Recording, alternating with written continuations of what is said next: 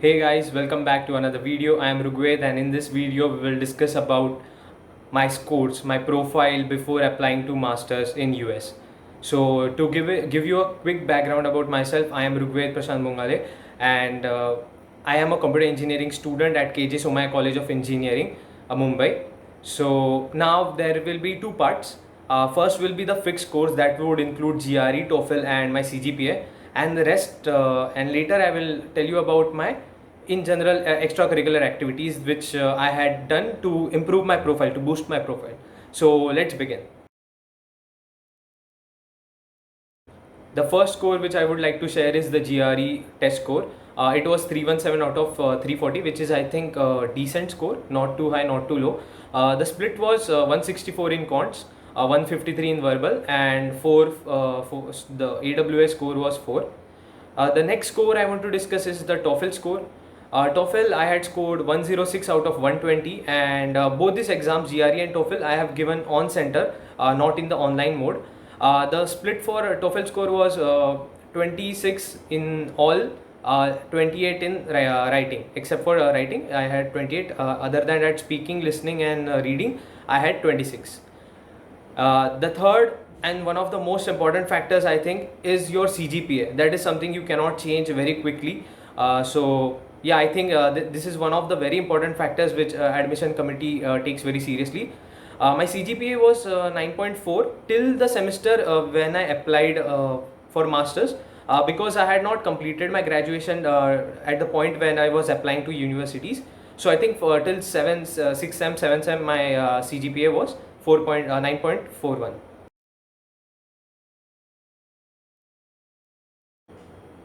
The next important thing is your projects and internships.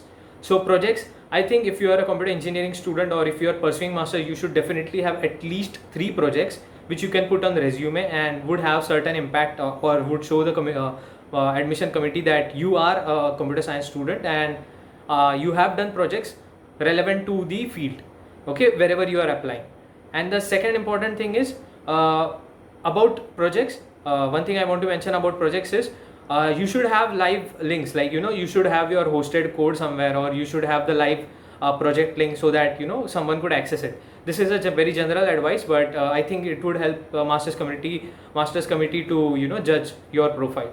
The second important thing is internships. You should definitely have internships. They are added bonus, and they are expected.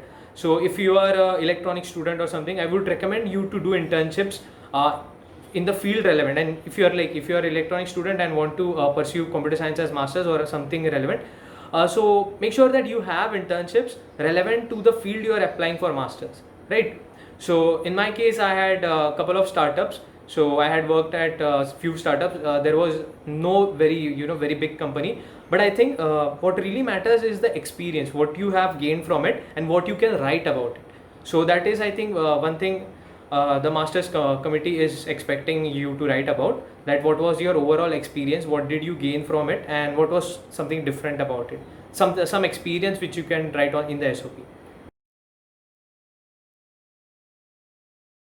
Now moving on to the extracurricular activities, which I think are one of the important factors to which helps masters committee to admission committee to judge you overall. So the first thing I used to do is I used to write technical articles on various platforms. Like one of my blog article is on Geeks for Geeks. Then most of my articles are on medium.com, where I get around 3,000 to 5,000 views monthly. And that is something like differentiating factor. So this is how I built my profile, and I think the numbers definitely helped me get my admits. And so yeah, the next is I was part of Computer Society of India, KJSC. So this is a tech organization, council, where we conducted various workshops, various competitions and games, and taught various students. So this is something I had a lot of things to write about it in my SOP LORs. So that is one addition.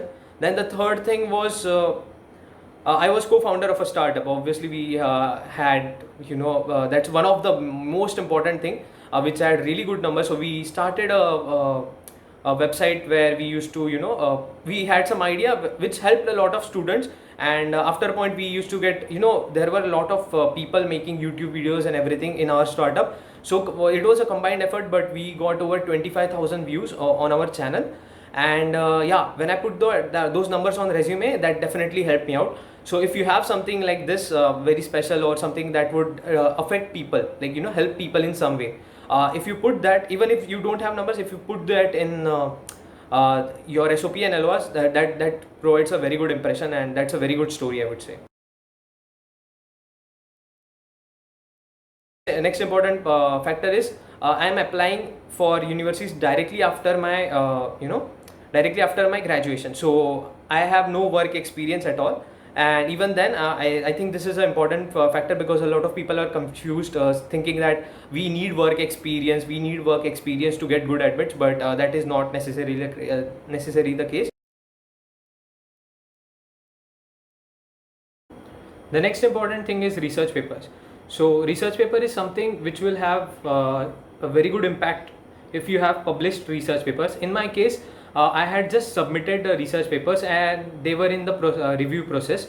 Currently, the status of those research paper is that they have been published, but by the time during the time when I was making the applications, both of them were not accepted. They were just in the process of getting reviewed. So that is something I had to mention in my SOPs and LORs and resumes and everywhere. But the important thing is I had a lot of story to write about it, because I had two research papers, right? How they were formed, like who helped me, which teacher guided me throughout the entire process. So that is something I could write about. And I took LOR from teachers who under whom I worked for on these research papers. So overall, this helps a lot.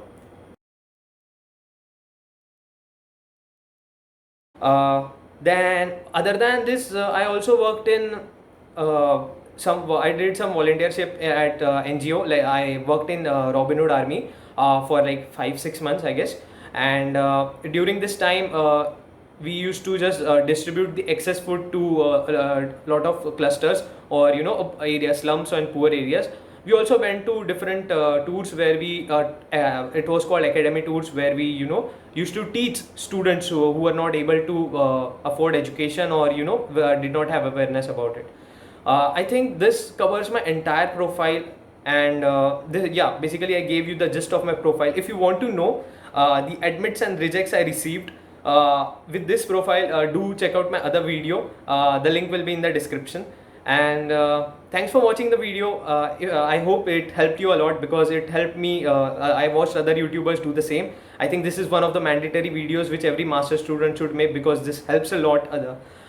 Yeah, so if you found this helpful, do like, share and subscribe to my channel, and let's see, hope to see you in the next video. Thank you. Bye bye.